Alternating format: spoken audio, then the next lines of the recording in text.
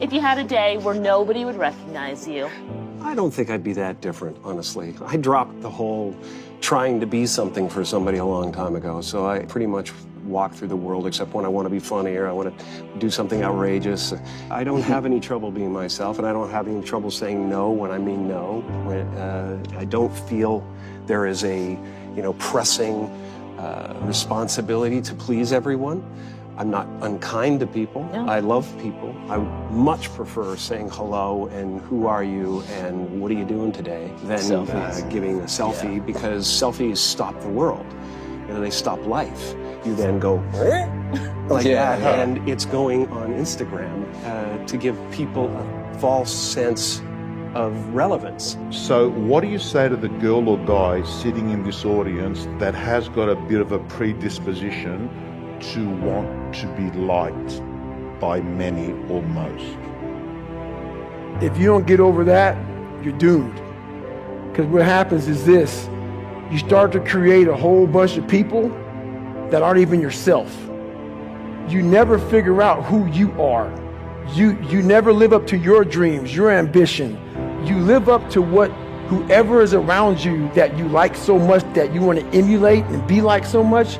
You live their dreams. You lose your power. You lose your power. The ultimate power is owning yourself. Let's say that you go to a party and you're trying to impress the people that are there, and you're trying to get them to like you.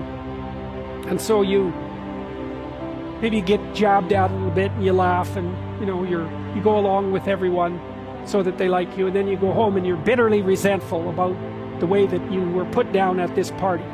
And that's going to make all sorts of aggressive, I wish I could have said, it's going to make all sorts of aggressive and vengeful thoughts sort of flash through your imagination.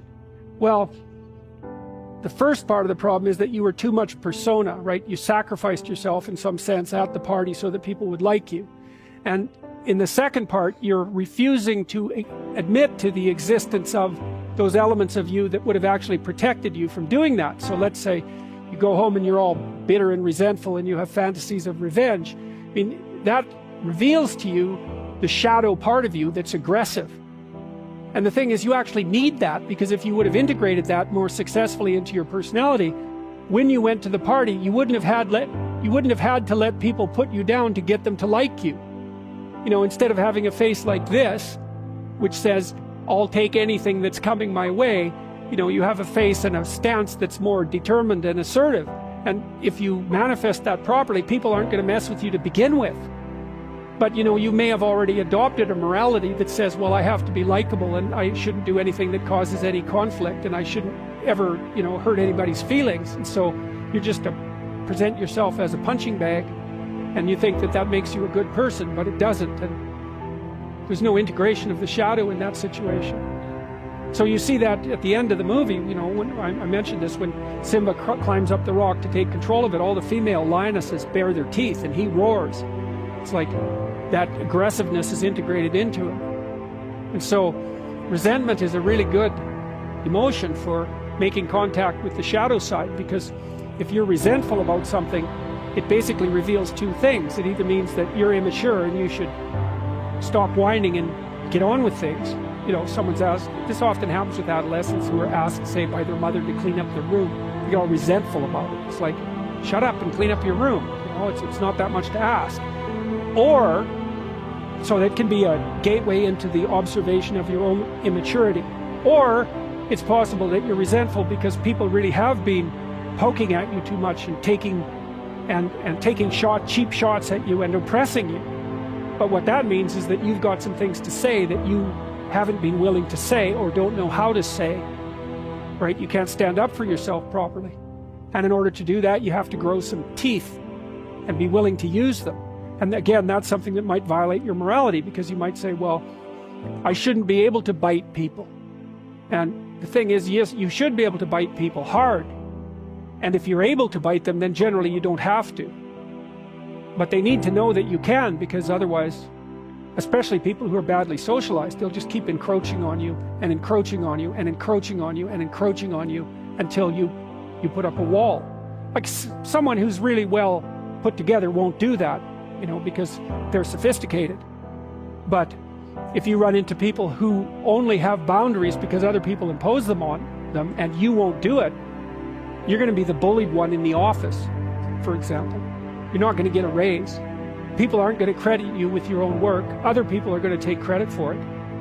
You know, and you're going to go home angry because you're doing your best and you're trying to get along with everyone and nothing ever goes your way. Well, it's because you're a pushover. And you think that's good because you confuse harmlessness with morality.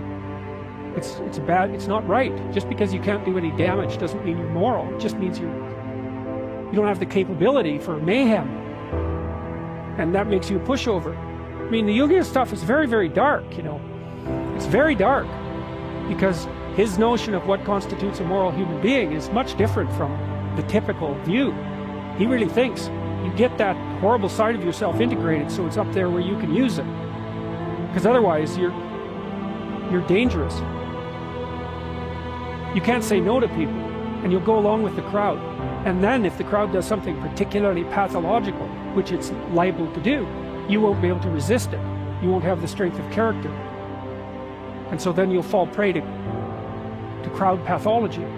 And it'll be because you're too agreeable with a shadow resentful side that the crowd and its murderous intent is going to act out.